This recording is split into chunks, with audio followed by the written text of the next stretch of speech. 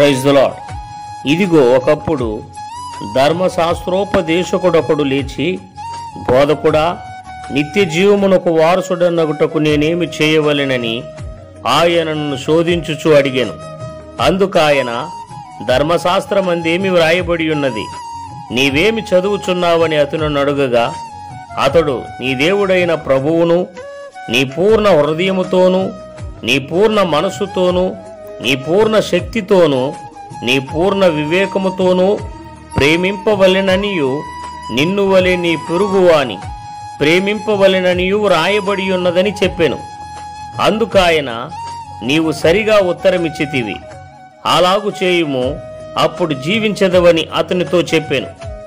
అయితే తాను నీతిమంతుడైనట్టు కనబరుచుకొనగోరి అతడు, అవును గాని నా పొరుగు వాడెవడని యేసునడిగెను. అందుకు యేసు ఇట్లనెను, ఒక మనుష్యుడు యెరూషలేము నుండి యెరికో పట్టణమునకు దిగి వెళ్ళుచు దొంగల చేతిలో చిక్కెను. వారు అతని బట్టలు దోచుకొని అతని కొట్టి కొరప్రాణముతో విడిచిపోయిరి.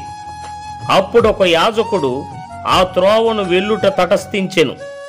అతడు అతనిని చూచి ప్రక్కగా పోయెను.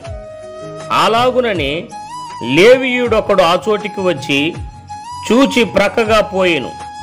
అయితే ఒక సమరయుడు ప్రయాణమై పోవుచు అతడు పడియున్న చోటికి వచ్చి అతనిని చూచి అతని మీద జాలిపడి దగ్గరకు పోయి నూనెయు ద్రాక్షారసమును పోసి అతని గాయములను కట్టి తన వాహనం మీద ఎక్కించి ఒక పూటకూళ్లవాని ఇంటికి తీసుకొని పోయి అతని పరామర్శించెను.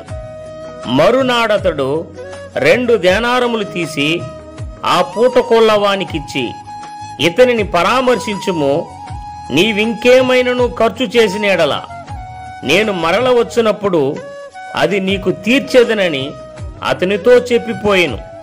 కాగా దొంగల చేతిలో చిక్కిన వానికి, ఈ ముగ్గురిలో ఎవడు పొరుగువాడాయనని నీకు తోచుచున్నది అని యేసు అడుగగా, అతడు అతని మీద జాలిపడినవాడే అనెను.